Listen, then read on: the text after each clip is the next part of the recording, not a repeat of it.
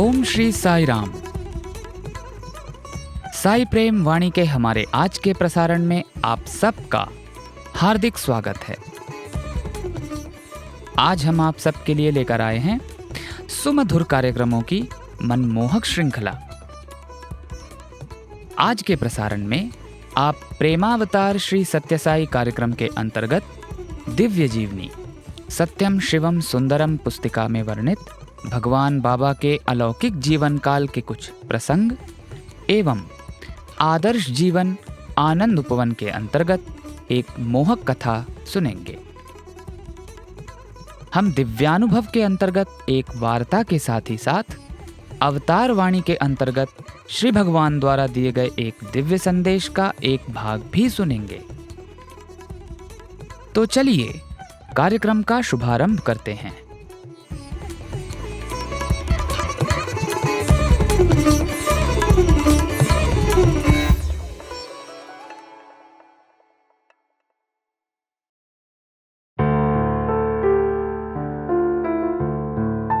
अब प्रस्तुत है हमारा कार्यक्रम दिव्यानुभव।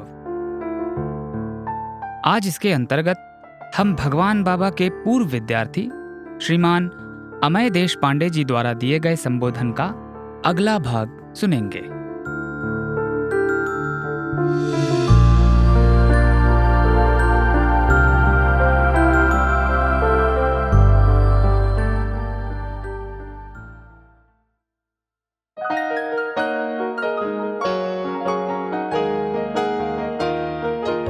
आई थिंक ये 1985 की बात है। स्वामी का 60th बर्थडे था और उस साल में एक बहुत बड़ा सामूहिक उपनयन संस्कार का आयोजन हुआ था और मेरी माँ ने उसको देखा था और उसको इतना वो पूरा दृश्य छा गया था उनके मन में कि उनको लगा कि इससे ज़्यादा बेहतर कोई उपनयन संस्कार नहीं हो सकता। क्योंकि ज़रा सोचिए, गायत्री मंत्र का जो उपदेश हो रहा है वो कौन दे रहा है?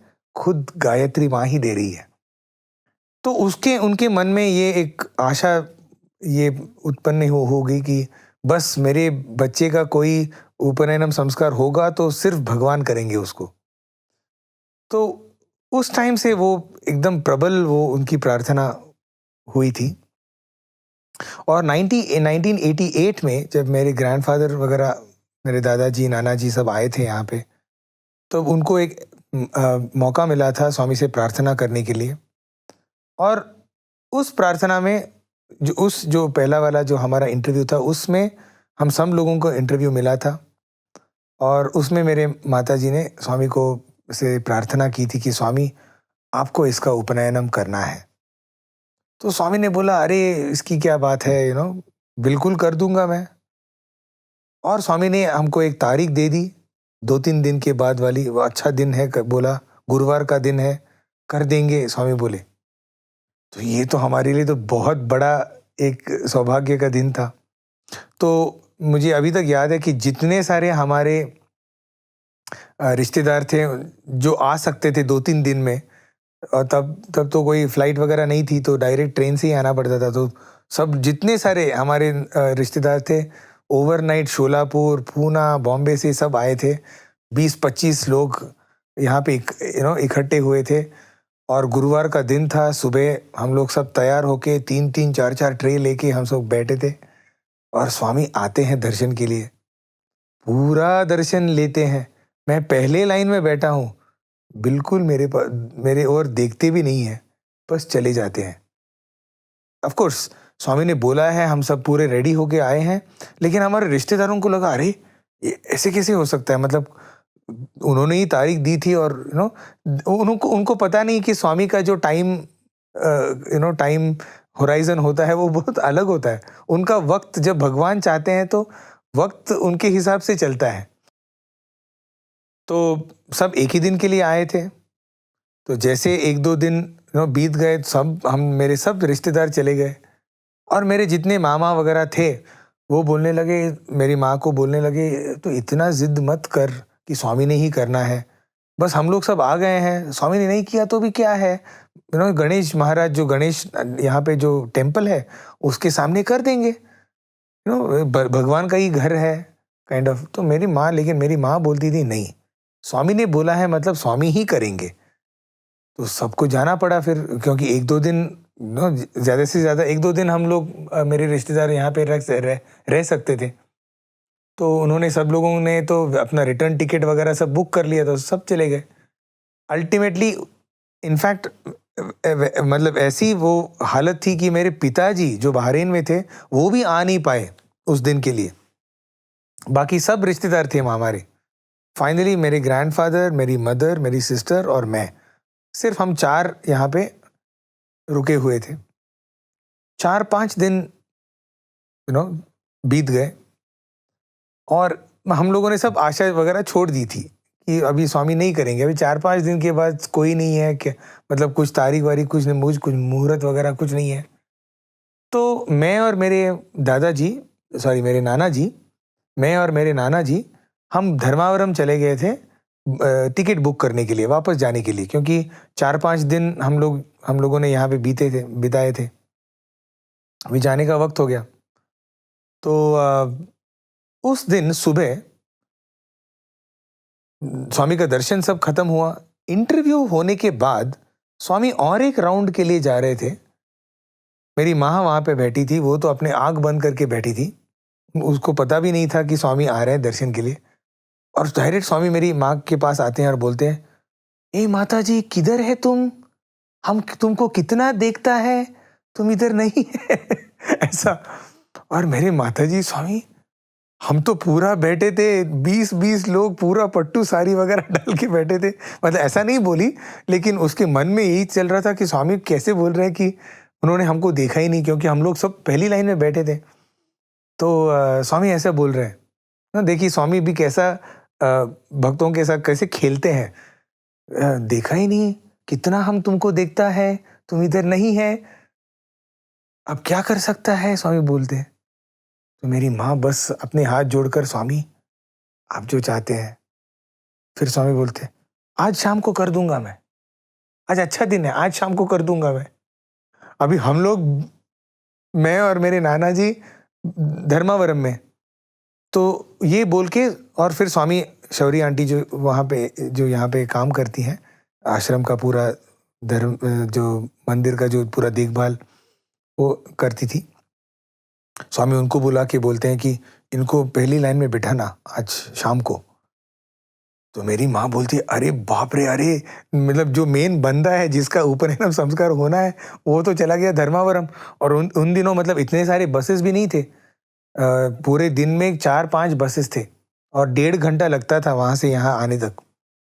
तो अभी कैसे हमको वो बोले कि अरे जल्दी आओ, शाम को पूरा इंतज़ाम करना है, पूरा तैयारी करना है इसका उपनयन संस्कार का। तो हम लोग करीब 1:30-2 बजे आ गए वापस। और फिर हमारी माँ बोलती है कि स्वामी ने बोला है कि आज शाम करने वाले हैं वो। अभी देखिए कैसा भगवान का टाइमिंग होता है, किसी को बोलने का वक्त नहीं, सब रिश्तेदार चले गए थे, मेरे पिताजी भी नहीं थे, बस हम 4 लोग। तो बस मैंने जो भी धोती वगैरह थी वो सब अंग वस्त्र वगैरह डाल के बैठ गया मैं। कोई बड़ा पैराफर्नेलिया, कोई अरेंजमेंट बड़ा कुछ नहीं, बस एक ट्रे लेकर हम लोग बैठे थे। और किसी ने बोला था कि तुम जो जनेऊ होता है, जो थ्रेड होता है, वो आप भी एक रख लो, स्वामी देंगे, लेकिन स्वामी ने नहीं दिया तो आपके पास एक होना चाहिए। तो बस थोड़ा सा कुमकुम, थोड़ा सा चंदन, थोड़ा हल्दी, एक जनेऊ, थोड़ा सा पानी, ये करने के लिए, अर्घ लेने के लिए, बस उतना एक ट्रे में हम लोग बैठे थे।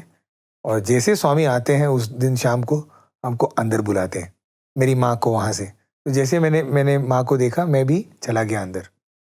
और उस दिन मेरा 1989 में मेरा स्वामी ने थ्रेड सेरेमनी किया। और मेरे लिए वो मेरे पूरे ज़िंदगी का सबसे सुनहरा दिन है, क्योंकि स्वामी ने खुद मुझे ब्रह्मोपदेश दिया था। और जैसे हम अंदर गए, मैं बिल्कुल स्वामी के सामने बैठा था, मेरी माँ मेरे बगल में। और जैसे हम अंदर गए, स्वामी ने अपना हाथ हिला के सुंदर एक थ्रेड की सृष्टि की। तो आप जैसे जानते होंगे कि जब भी कभी उपनयनम संस्कार होता है तो माता पिता और जो जिसका उपनयनम होने वाला है वो उस धागे को ऐसे पकड़ के बैठते हैं। तो उस दिन तो मेरे पिताजी नहीं थे, तो स्वामी ने एक बाजू पकड़ी, मेरे माँ ने एक बाजू पकड़ी और मैंने एक बाजू पकड़ ली थी। और फिर स्वामी ने कुछ मंत्र बोलने के बाद मेरे इस पे डाल दिया। तो तब उन्होंने उसका जो अंतरार्थ है, जो ये जनेऊ का जो अंतरार्थ है, उन्होंने मुझे बोला था कि उस जनेऊ में 3 धागे होते हैं और जो 3 धागे होते हैं उनको भी 3 धागों से बनाया जाता है। तो 3 धागों को लेकर एक धागा और फिर वैसे 3 धागे लेकर वो जनेऊ होता है। तो स्वामी ने उसको अपने उंगली पे रखकर बोले थे कि इसका अर्थ जानते हो क्या, क्या है ये 3 क्यों है? और ये जो पहला है उसमें 3 है, दूसरे में भी 3 है और तीसरे में भी 3 है। तो स्वामी ने वो जो जनेऊ था वो अपने उंगलियों पे रख के मुझे पूछा कि क्या तुम इसका अर्थ जानते हो? ये जो पहला है ये है भूत, वर्तमान और भविष्य, पास्ट, प्रेजेंट एंड फ्यूचर। ये जो दूसरा है ये है त्रिमूर्ति, ब्रह्मा, विष्णु और महेश्वर। एंड ये जो तीसरा है वो है त्रिगुण, सत्व, रजस और तमस। और फिर स्वामी ने बोला कि ये त्रिकाल में, ये तीनों कालों में, ये यदि तुम इन त्रिमूर्तियों का ध्यान करोगे तो तुम इस त्रिगुण से रहित हो जाओगे। इसी का ये अंतरार्थ है। फिर स्वामी पूछने लगे, अभी ये तो मैंने बाल विकास मैंने काफ़ी अटेंड किया है, उनके पूरे क्लासेस मैंने अटेंड किए हैं। फिर स्वामी मुझे पूछने लगे, गायत्री के कितने मुख हैं? तो मैं तो एकदम मतलब मेरा पूरा ब्लैंक था उस टाइम, मेरा पूरा मन मतलब कुछ चल नहीं रहा था। तो मेरी माँ मुझे वहाँ से मतलब ऐसे बोल रही है, पंचमुखी गायत्री बोल रही है वो। मतलब ये सब मैंने पढ़ा है बाल विकास में, लेकिन उस टाइम भगवान के सामने सब भूल गया। फिर स्वामी बोलते हैं पंचमुखी गायत्री। अभी फिर स्वामी बोलते हैं उन मुखों के नाम क्या है? अब ये तो मेरे माताजी को भी नहीं पता था, ये पूरा आउट ऑफ सिलेबस था हमारे लिए कि उन 5 मुख के नाम क्या है। फिर स्वामी बोलने लगे, पहले मुख ओम, भूर्भुवस्वः तत्सवितुर्वरेण्यम भर्गो देवस्य धीमहि धियो यो नः प्रचोदयात्। ये हैं उन 5 मुखों के नाम। फिर स्वामी ने मुझे वो ब्रह्मोपदेश दिया। स्वामी कहने लगे गायत्री और मैं उनके पीछे दोहराता गया गायत्री।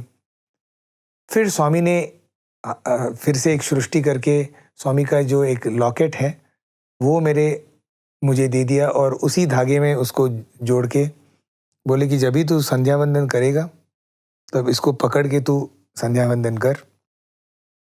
फिर बोले एक बहुत इंपॉर्टेंट चीज़ बोले कि देखो संध्या वंदन नहीं होगी तो भी सबसे ज़्यादा इंपॉर्टेंट है कि कभी गायत्री को छोड़ना मत। तो गायत्री कभी भी बोल सकता है, स्नान करते वक्त बोल सकता है, खाते वक्त बोल सकता है, कहीं जाते वक्त गाड़ी में बोल सकता है, ट्रेन में बोल सकता है, कहीं पे भी बोल सकता है। इसलिए गायत्री को छोड़ना मत कभी। फिर स्वामी कहने लगे कि तुम्हारा इष्ट देवत कौन है? तो फिर से मेरी माँ मुझे बोलने लगी, बोलो तुम, आप बोलो। तो मेरे स्वामी ने वो देखा, फिर बोलते हैं उसको बोलने दो, तुम क्यों बोल रही है? तो फिर स्वामी ने फिर से सृष्टि करके एक लिंगम हमको दिया था मेरे उपनयनम के इसमें, और स्वामी ने बोला इस पे अभिषेक करके उसका पानी पी लो। तो फिर उसके बाद ऑफ कोर्स मेरे दादाजी, मेरे नाना जी भी थे उस टाइम, तो उनको स्वामी का जो पाद पूजा करने का वो भी सुनहरा अवसर मिला।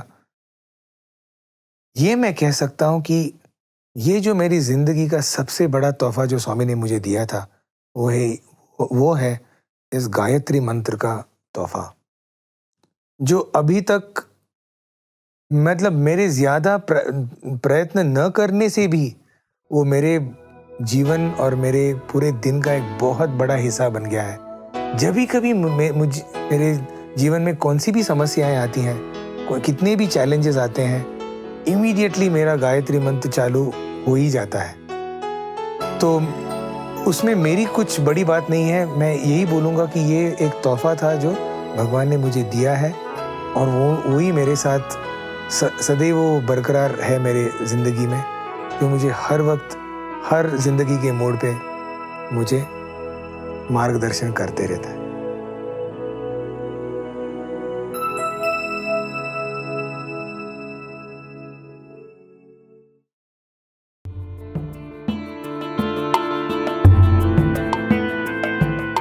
अभी आप सुन रहे थे हमारा कार्यक्रम दिव्यानुभव।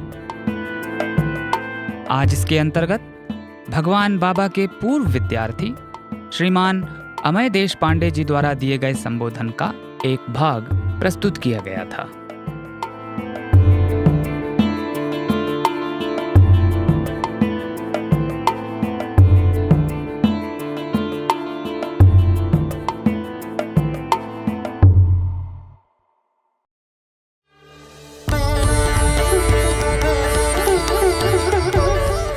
अब प्रस्तुत है हमारा कार्यक्रम प्रेमावतार श्री सत्य साई। आज इसके अंतर्गत हम दिव्य जीवनी सत्यम शिवम सुंदरम भाग 2 पुस्तिका में वर्णित भगवान बाबा के जीवन काल के कुछ प्रसंगों का एक भाग सुनेंगे।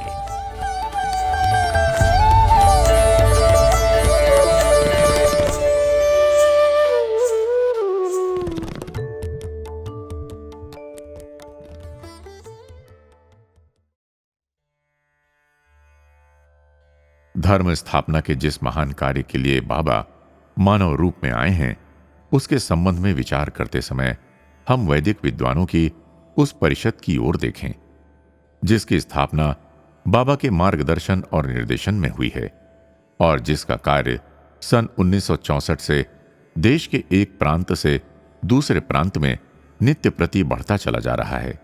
सन 1964 में मर्यादा पुरुषोत्तम भगवान श्री राम के जन्म दिवस रामनवमी के पावन पर्व के अवसर पर बाबा ने अपनी योजना प्रकट की। उस दिन बाबा गोदावरी नदी के तट पर स्थित राजमुंद्री में थे। संध्या समय बाबा कुछ पंडितों के साथ एक मोटर बोट में सवार होकर एक टापू पर पहुंचे। शीतल धवल चांदनी छिटक रही थी।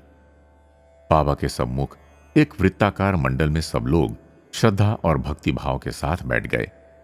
बाबा ने संसार की दशा का वर्णन किया और कहा कि भारत को ऐसी स्थिति में अपने सनातन धर्म के दिव्य प्रकाश से संसार का मार्गदर्शन करना चाहिए। बाबा ने कहा, आवश्यकता है मनुष्य की आदतों को सुधारने की, उसके चरित्र के पुनर्निर्माण की, उसके विचारों, रहन सहन और आचरण की परिशुद्धि की, उस नित्य सत्य आध्यात्मिक धरोहर की ओर अभिमुख करने की जिसके महान मूल्य और महत्व को भूलकर वो भौतिक सुख और आर्थिक ऐश्वर्य की ओर भागा जा रहा है। इस प्रकार अपने विचार प्रकट करते हुए बाबा ने अपने हाथ में वहां की रेत उठाई और उसमें से चमकती हुई भगवान राम, माता सीता, लक्ष्मण और हनुमान जी की मूर्तियां प्रकट कर दीं। इसके पश्चात उन्होंने नृत्य मुद्रा में भगवान शिव अर्थात नटराज की एक आकर्षक मूर्ति सृजित की, जो सृष्टि के भगवान की इच्छा के अनुसार उत्पन्न और लय होने का प्रतीक है। उस समय वातावरण बिल्कुल शांत और स्तब्ध था और सब आत्मविभोर और आनंद में निमग्न और मूक थे। फिर बाबा ने घोषणा की, मैंने निर्णय लिया है कि वैदिक विद्वानों की एक अखिल भारतीय प्रशांतीय विद्वान सभा का गठन किया जाएगा और वो सभा समस्त मानव समाज में समय की आवश्यकता के अनुसार जागृति उत्पन्न करेगी ताकि मानवता आंतरिक प्रशांति प्राप्त कर सके। उस प्रशांति का निलयम तो सनातन धर्म है, जिसके महान सिद्धांत और आदर्श भारत के प्राचीन धर्म ग्रंथों और वेद शास्त्रों में सुरक्षित हैं। जिस समय बाबा ने उक्त घोषणा की, वास्तव में वो एक बहुत ही महत्वपूर्ण ऐतिहासिक क्षण था।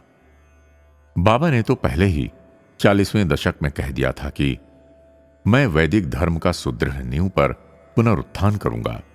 सन 1955 में अक्टूबर माह की पहली तारीख को प्रातः 9:30 बजे की बात है। स्वामी अमृतानंद बाबा से साक्षात्कार करके बड़े प्रसन्न और आह्लादित दौड़ते हुए मेरे पास आए और कहने लगे, मेरे पास एक बड़ी धनराशि थी।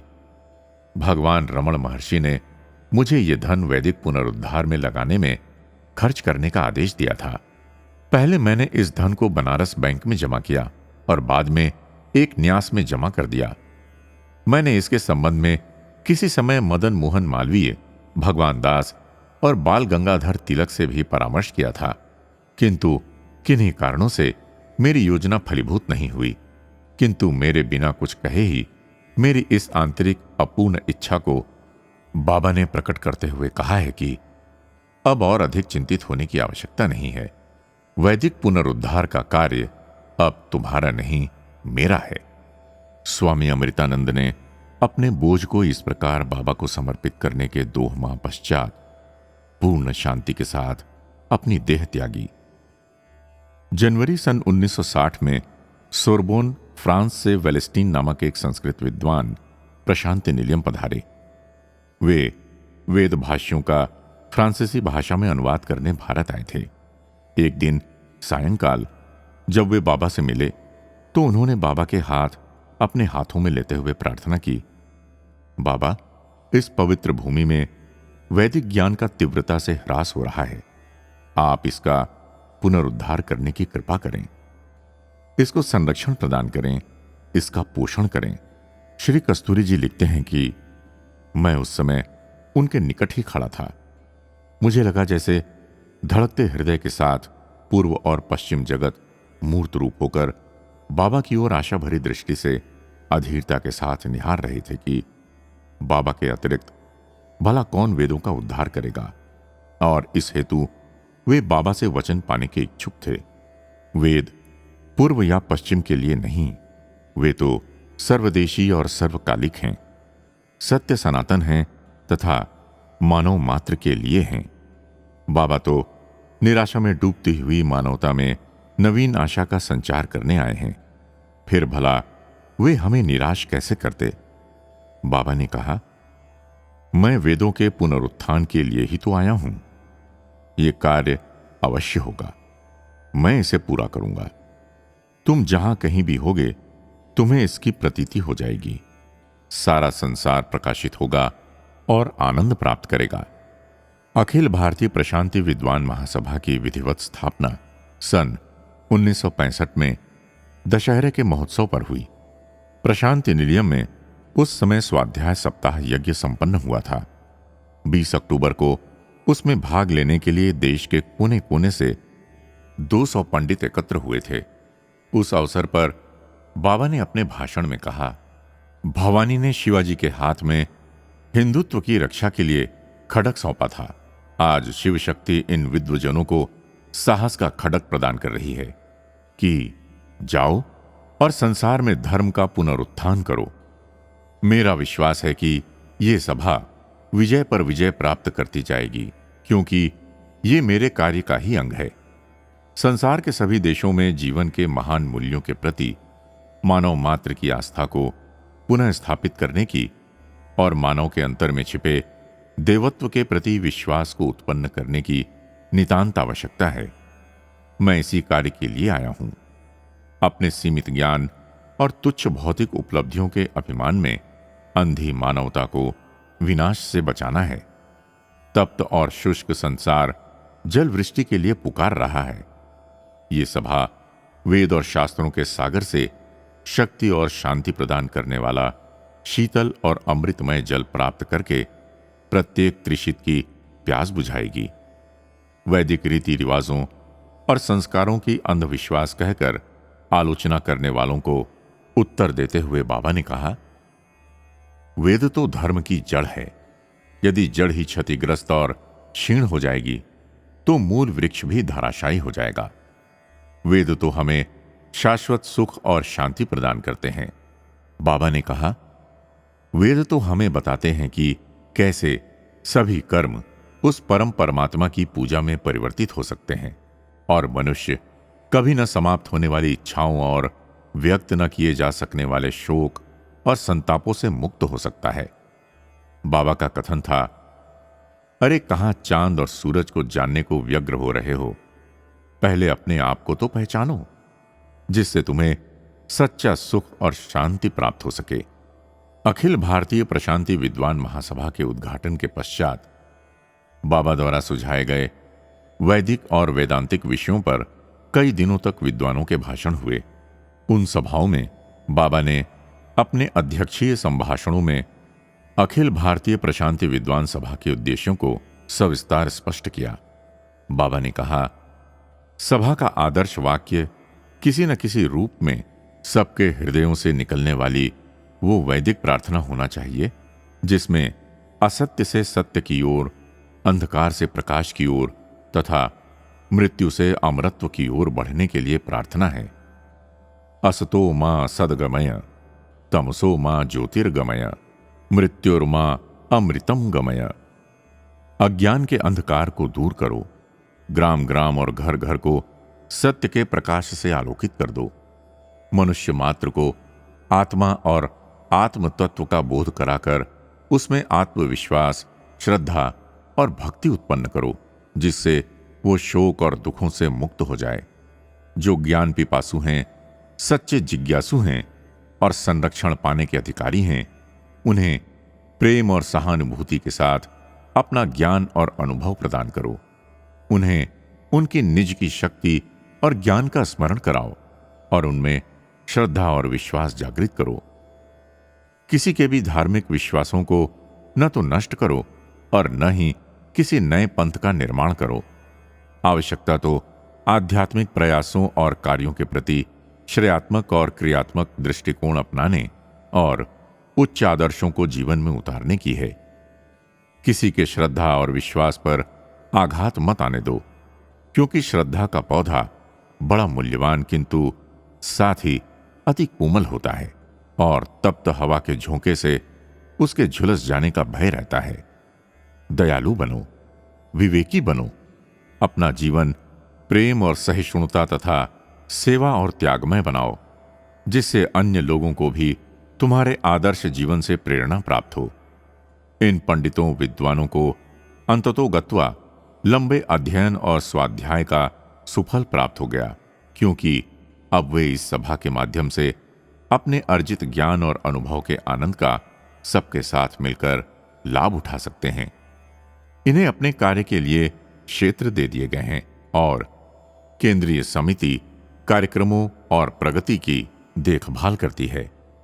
इनका कार्य वेदों, शास्त्रों तथा अन्य प्राचीन धर्म ग्रंथों के अनुसार ज्ञान, कर्म और उपासना का सुपात्र हृदयों में बीजारोपण करना, भागवत, महाभारत और रामायण में वर्णित भगवान के यश के प्रति लोगों के हृदय में श्रद्धा और प्रेम उत्पन्न करना है, जिससे वे अपने जीवन को सात्विक और सफल बना सकें।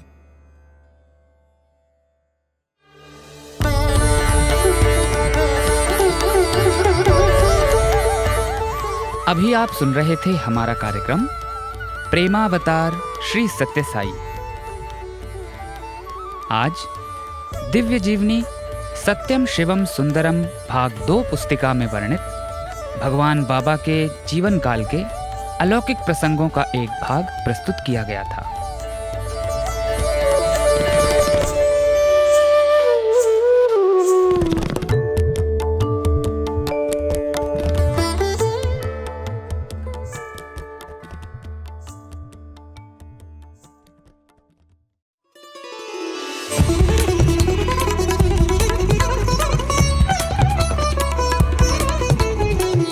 साई प्रेम वाणी, भगवान श्री सत्य साई बाबा का दिव्य संदेश, अब हिंदी में।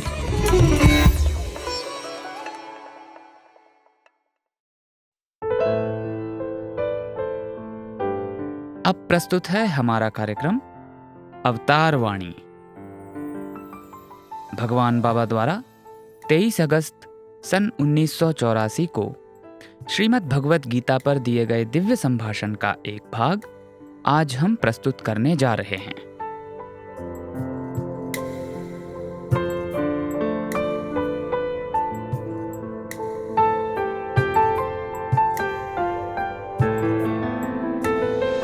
ప్రేమ స్వరూపులారా, యోగస్థః కురు కర్మాణి. ఆత్మస్థితి యందు నిలకడ కలిగి కర్మనాచరించు అర్జున. స్వస్వరూప స్మృతి కలిగి ఎవడు కర్మనాచరించును అట్టి కర్మలు అమోఘమైనటువంటివి, అట్టి కర్మలు బంధరహితమైనటువంటివి. ఇట్టి కర్మలను ఆచరించుటకు ఇంద్రియ నిగ్రహము అత్యవసరము. ఇట్టి నిగ్రహములను అనుభవించి ఆనందించినటువంటి వాడే స్థితప్రజ్ఞుడు. योगस्त कुरु कर्माणि. हे अर्जुन, आत्मा की स्थिति में निश्चल होकर कर्मों का आचरण करो. जो स्वस्वरूप की स्पृहा के साथ जिन कर्मों का आचरण करता है वे अत्यंत उत्कृष्ट कर्म होते हैं. वे बंधन रहित कर्म होते हैं. ऐसे कर्म करने के लिए इंद्रिय नियंत्रण अत्यंत आवश्यक है. ऐसे नियंत्रण का अनुभव कर आनंद प्राप्त करने वाला ही स्थित प्रज्ञ है. శీతోష్ణములను, సుఖ దుఃఖములను, మానాభిమానములను, లాభ నష్టములను సమత్వముగా భావించి తమ యొక్క స్వస్వరూపానుసంధానములో తాను నిమగ్నుడు కావటమే స్థితప్రజ్ఞుని యొక్క స్వభావం. సమత్వం యోగ ఉచ్యతే. ఇట్టి సమత్వమును భావించటమే స్థితప్రజ్ఞుని యొక్క స్వభావము. మొట్టమొదట ఇంద్రియముల యొక్క గుణములను, స్వభావములను గుర్తించిన ఇట్టి స్థితప్రజ్ఞ తత్వమునకు సరి అయినటువంటి సులభ మార్గం ఏర్పడుతుంది. దేహాత్మ భావం ఉండినంత వరకు కూడాను మానవునకు ఇట్టి స్థితి దుర్లభము. ठंड और गर्मी, सुख दुख, मान सम्मान, लाभ और हानि को समान मानते हुए स्वस्वरूप के साथ जुड़ना ही स्थित प्रज्ञ के लक्षण हैं. समत्वम योग मुच्यते.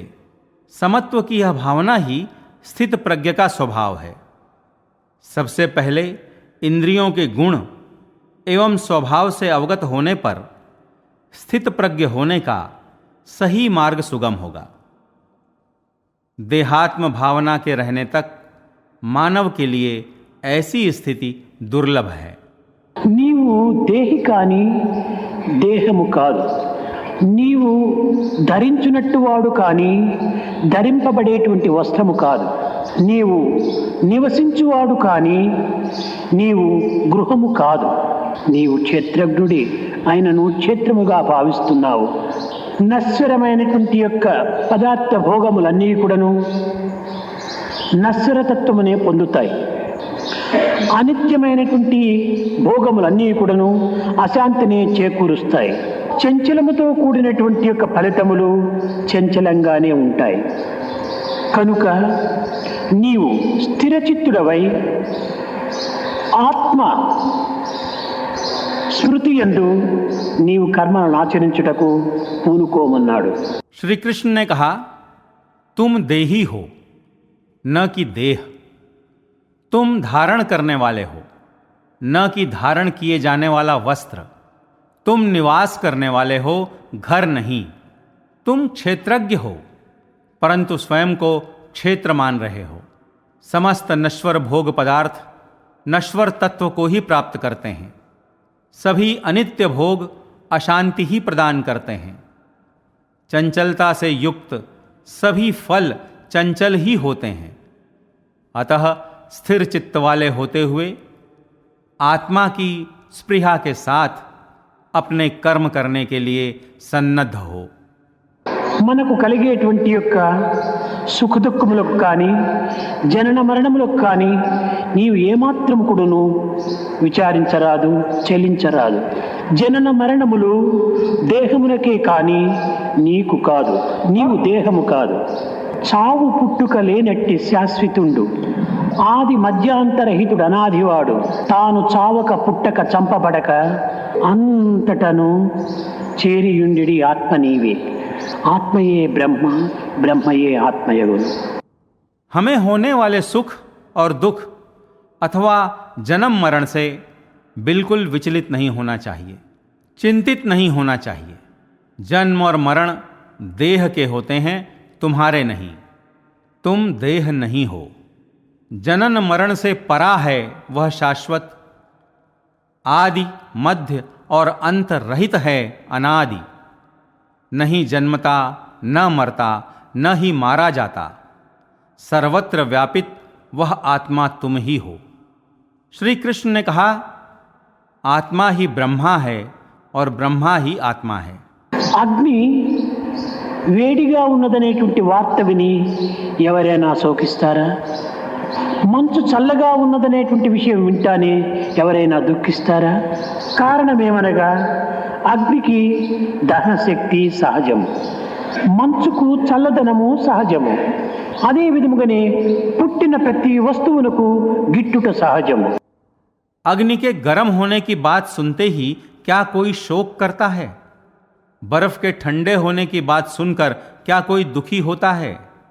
कारण यह कि अग्नि के लिए दाहने की शक्ति सहज है, ठंडक बर्फ के लिए सहज है। इसी प्रकार उत्पन्न प्रत्येक वस्तु का विनष्ट होना सहज है। వచ్చిన ప్రతి ఒక్క వస్తువునకును పోవుట దీనికి సహజము. పుట్టుటలో ఎంత స్వాతంత్రం ఉంటున్నదో పోవుట ఎందుకును అట్టి స్వతంత్రం ఉంటుండాలి. వచ్చుటలో తనకు ఎంత భావం ఉన్నదో పోవుట ఎందుకును అట్టి భావమే ఉంటున్నది. కనుక ఇట్టి సహజమైనటువంటి యొక్క సుఖదుఖములకు కానీ జనన మరణములకు కానీ నీవు విచారించటము సరి అయినటువంటిది కాదన్నాడు. आई हुई प्रत्येक वस्तु के लिए जाना सहज है। जन्मने में जितनी स्वतंत्रता है, मरने में भी उतनी ही स्वतंत्रता है। आने में जैसी भावना है, जाने में भी वैसी ही भावना है।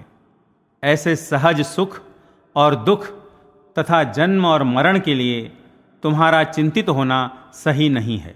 ఇట్టి సమత్వమును గుర్తించుటకు వస్తువు యొక్క దోషమును మొట్టమొదట గుర్తించాలి. జగత్తునందు కల సమస్త నశ్వర పదార్థములు కూడాను ఏదో ఒకనాటికి ఇవి మార్పు చెందునవి. సర్వత్రా ఉండినటువంటి యొక్క పంచభూతములు నా యందు కూడా ఉంటున్నవి, నీ యందు ఉంటున్నవి. ఈ జగత్తు కాదు, మరొక జగత్తు కాదు. ఏ జగత్తునందు నువ్వు వెతికినప్పటికీ పంచభూతముల కంటే భిన్నమైనటువంటి వస్తువు మరొకటి లేదు. ऐसी समता से अवगत होने के लिए सबसे पहले वस्तु में निहित दोष से अवगत होना चाहिए। जगत में विद्यमान समस्त नश्वर पदार्थ किसी न किसी दिन परिवर्तित होने वाले ही हैं। श्री कृष्ण ने कहा, सर्वत्र विद्यमान पंचभूत मुझ में हैं, तुम में भी हैं। इसी जगत में ही नहीं, चाहे किसी अन्य जगत में ढूंढने पर भी पंचभूतों से भिन्न अन्य कोई दूसरी वस्तु दिखाई नहीं पड़ेगी। ఏ ఎదుటి వస్తువు నందు ఏ పంచభూతములు ఉన్నవో ఆ పంచభూతములు నీయందే ఉంటున్నవి. కనుక నీయందున్నటువంటి పంచభూతములు నీవు తిరిగి కోరటం అనేటువంటిది ఎంత అజ్ఞానం. ఏదైనా లోకములో తన దగ్గర లేనటువంటి వస్తువును కోరటం సహజం. కానీ తన యందే ఉండినటువంటి వస్తువును తిరిగి తాను కోరటం అనేటువంటిది ఇది అసహజం. నీ దగ్గర లేనటువంటి వస్తువును నీవు కోరాలి. सामने की वस्तु में जो पंचभूत हैं वे ही पंचभूत तुम में भी हैं। तुम में जो पंचभूत हैं फिर से उनकी ही अपेक्षा करना बहुत बड़ा अज्ञान है। अपने पास जो वस्तु नहीं है उसकी अपेक्षा करना ही लोक में सहज है, परंतु अपने में जो वस्तु निहित है उसी की मांग करना असहज है। तुम्हारे पास जो वस्तु नहीं है तुम्हें उसकी मांग करनी चाहिए। అట్టి పంచభూతములకు అతీతమైనటువంటి యొక్క వస్తువు షడ్వస్తువు ఒక్కటి మాత్రమే, అదే దైవం. దానిని నీవు అపేక్షించి దానిని లక్ష్యం నందు ఉంచుకొని నీ కర్తవ్య కర్మలు ఆచరించు. జ్ఞానముతో కూడినటువంటి కర్మలే శ్రేష్టమైనటువంటివి. జ్ఞానం అనగా ఏకత్వ దర్శనము అనగా ఆత్మలక్ష్యముతో కూడినటువంటి కర్మలు అతి శ్రేష్టమైనటువంటివి. కనుక ఇట్టి కర్మలను నీవు ఆచరించి ఇది భగవత్ప్రీత్యార్థమైనటువంటి కర్మలుగా భావించి నీ కర్తవ్యాన్ని నీవు నిర్వర్తించమన్నాడు. ऐसे पंचभूतों से परे एकमात्र सद्वस्तु है जो ईश्वर ही है। तुम उसी की अपेक्षा करते हुए, उसी को अपने लक्ष्य में रखते हुए अपने कर्तव्य और कर्म करो।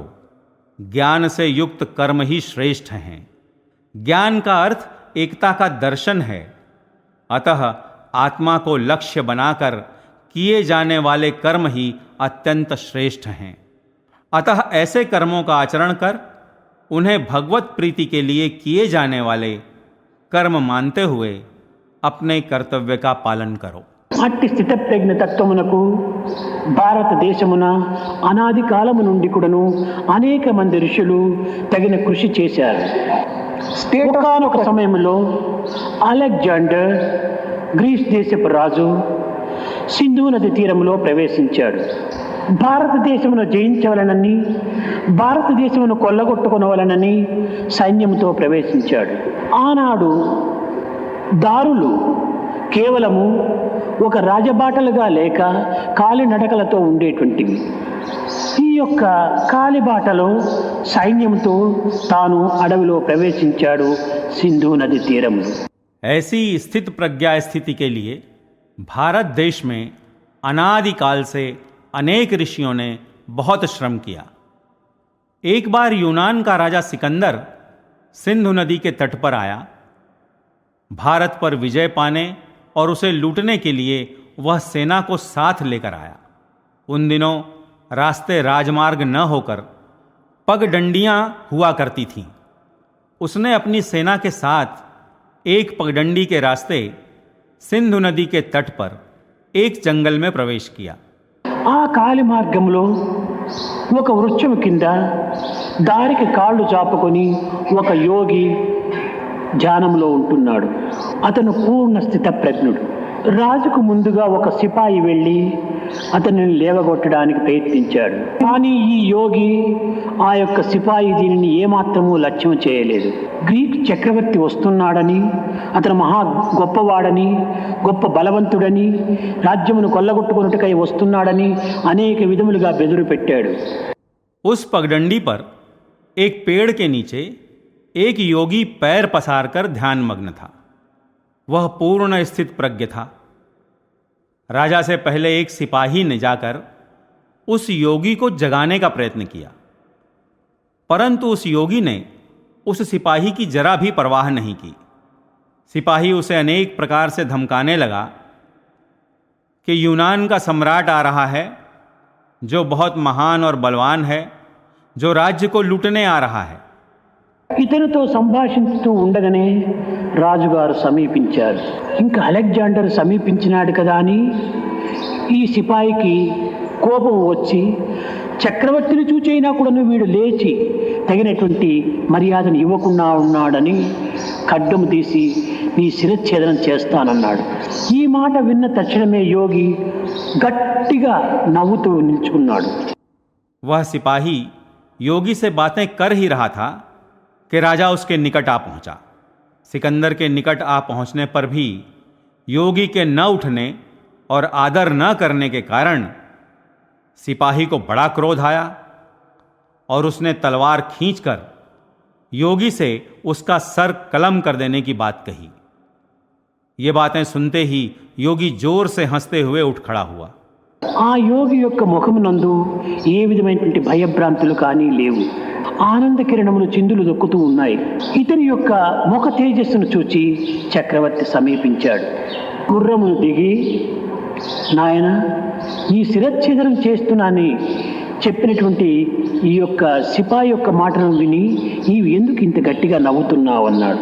సామాన్య మానవుడు దీనికి భయపడు, లేక దాసుడయ్యో, లేక శరణాగతుడయ్యో ఏ విధమైనటువంటి ప్రార్థనలకైనా కొంత పాల్పడతాడు. కానీ నీవు నవ్వుటకు కారణం ఏమిటన్నాడు. उस योगी के चेहरे पर किसी प्रकार का भय नहीं था। आनंद की किरणें फूट पड़ रही थीं। इसके मुख की तेजस्विता को देखकर सम्राट इसके निकट आया, घोड़े से उतरकर कहा, वत्स, सर कलम करने की बात कहने वाले इस सिपाही को देखकर तुम यूं जोर से क्यों हंस रहे हो? कोई सामान्य मानव होता तो डर कर अथवा दास बनकर अथवा शरणागत कर क्षमा के लिए प्रार्थना करता, परंतु तुम्हारे हंसने का कारण क्या है? అప్పుడు ఈ యోగి చెప్తున్నాడు, నేను సచ్చిదానంద స్వరూపుడను, నన్ను ఆయుధములు ఏమాత్రం కూడాను ఛేదించలేవు. అగ్ని కాల్చలేదు, నీరు ముంచలేదు, గాలి తేల్చలేదు.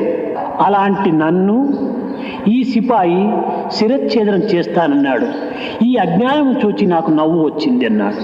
ఈ మాట విన్న తక్షణమే గ్రీక్ మహారాజునకు చాలా ఆశ్చర్యం వేసింది. तब इस योगी ने कहा, मैं सच्चिदानंद स्वरूप हूं, मुझे किसी भी प्रकार के हथियार काट नहीं सकते हैं, अग्नि दाह नहीं सकती है, पानी डुबा नहीं सकता है, हवा उड़ा नहीं सकती है.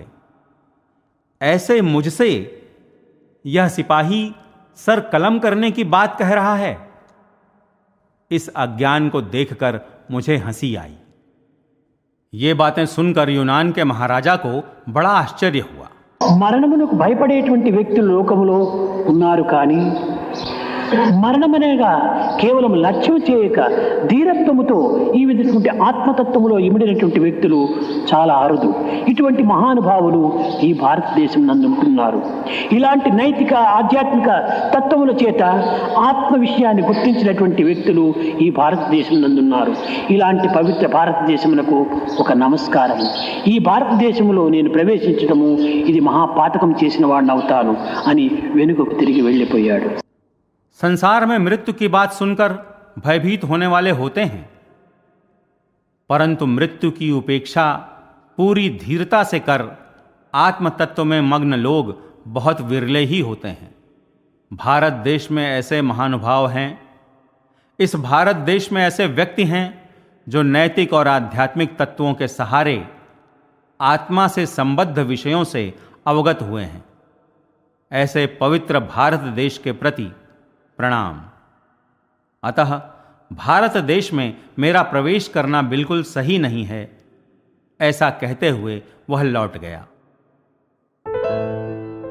अभी आप सुन रहे थे अवतार वाणी. आज आपने भगवान बाबा द्वारा सन 1984 में श्रीमद् भगवत गीता पर दिए गए दिव्य संभाषण का एक भाग सुना.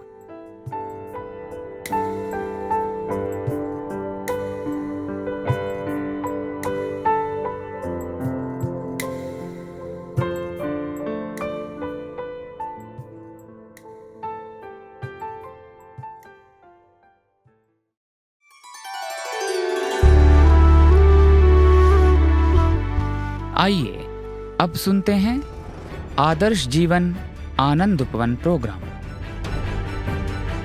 आज इसके अंतर्गत हम शेरू मामा की कहानियां के रूप में विख्यात हमारी एनिमेशन सीरीज से ली गई एक कड़ी प्रस्तुत करेंगे.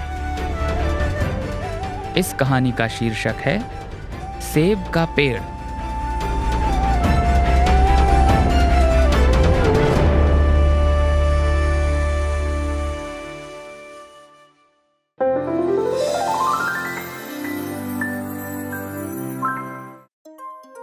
सेब का पेड़. एक समय की बात है, हरे भरे मैदान के बीच सेब का एक विशाल वृक्ष था.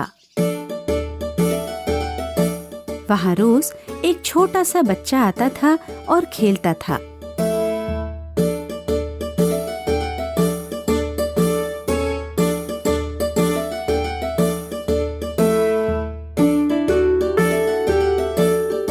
वो पेड़ पर चढ़ जाता था, सेब खाता था और उस पेड़ की ठंडी छाया में सो भी जाता था. उसे वह पेड़ बड़ा प्यारा लगता था और वो बच्चा उस पेड़ के साथ खेलने में बड़ा ही आनंद महसूस करता था. समय बीतता गया और वो बच्चा बड़ा हो गया. लंबे समय बाद एक दिन वो बच्चा फिर से वापस उस पेड़ के पास आया, लेकिन उसके चेहरे पर उदासी थी. आओ मेरे बच्चे, मेरे साथ खेलो. अरे अब मैं नन्हा बच्चा नहीं हूँ, अब मैं पेड़ों के साथ नहीं खेलता. अब मुझे खिलौने चाहिए, लेकिन खिलौने खरीदने के लिए मेरे पास पैसे नहीं हैं. मुझे माफ कर दो मेरे बच्चे, मेरे पास पैसे तो नहीं है, लेकिन हाँ, तुम मेरे सारे सेब तोड़ सकते हो और उन्हें बेचकर धन प्राप्त कर सकते हो। बालक बहुत खुश हुआ। उसने पेड़ के सारे सेब तोड़ लिए और खुशी खुशी वहां से चला गया।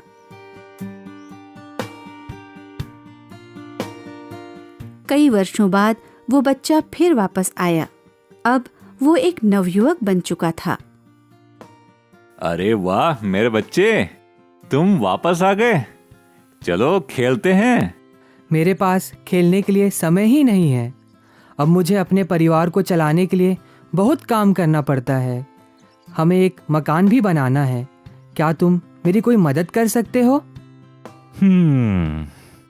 मेरे पास मकान तो नहीं है, लेकिन कोई बात नहीं, तुम मेरी लकड़ियों को काटकर अपने लिए घर बना सकते हो। उस नवयुवक ने पेड़ की सारी शाखाएं काट लीं और खुश होकर वहां से चला गया।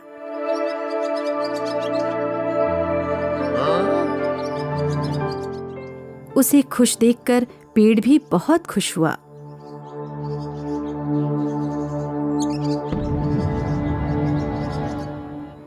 इस बार बहुत लंबे समय तक वो नवयुवक वापस नहीं आया। इससे वो पेड़ बड़ा उदास हुआ।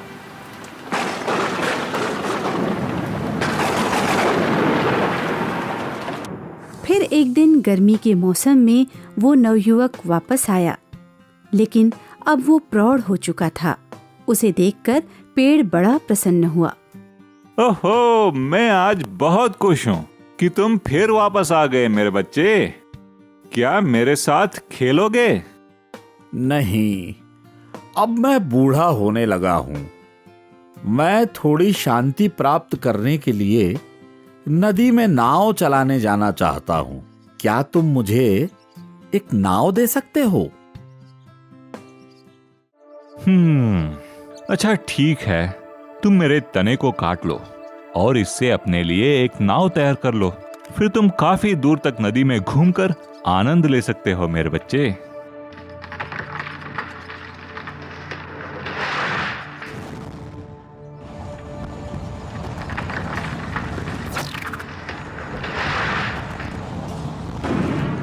उस व्यक्ति ने पेड़ का तना काट लिया और उससे एक नाव तैयार कर ली। उस नाव से वो नदी में दूर तक चला गया।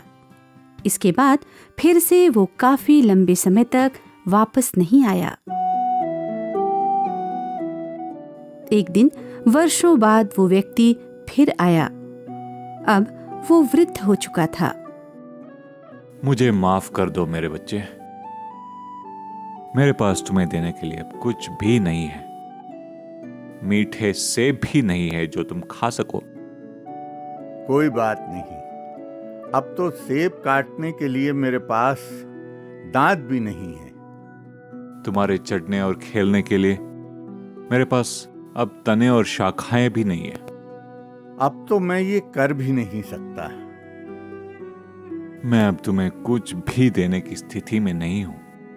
मेरे पास तो केवल मेरे कमजोर होती हुई जड़ें ही मौजूद हैं। मुझे अब कुछ नहीं चाहिए, बस केवल आराम करने के लिए एक जगह चाहिए। मैं अब बहुत थक चुका हूं। अरे बढ़िया, ये तो मैं कर सकता हूं। पेड़ की पुरानी उभरती हुई जड़ें आराम के लिए सबसे अच्छा सहारा होती है। आओ मेरे ऊपर बैठो और आराम करो।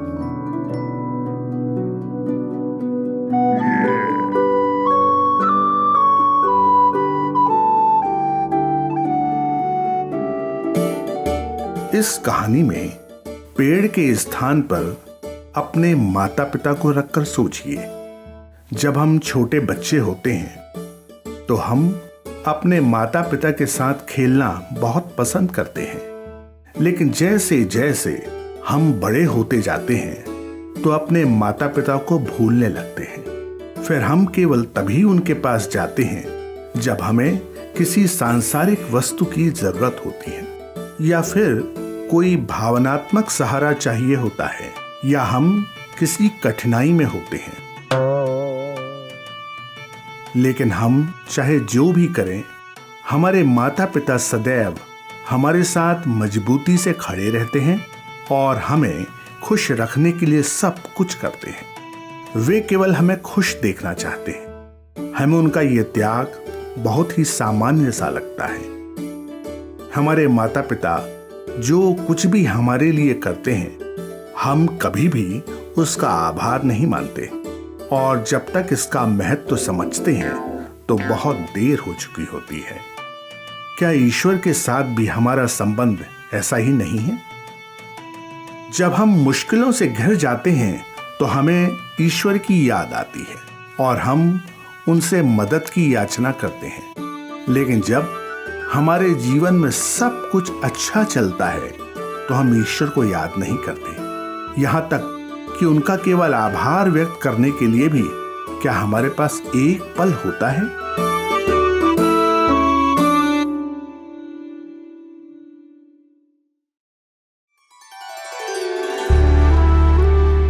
आदर्श जीवन आनंद उपवन प्रोग्राम के तहत अभी आप सुन रहे थे शेरू मामा की कहानियां के रूप में विख्यात हमारी एनिमेशन सीरीज से ली गई एक कड़ी। इस कथा का शीर्षक था सेब का पेड़।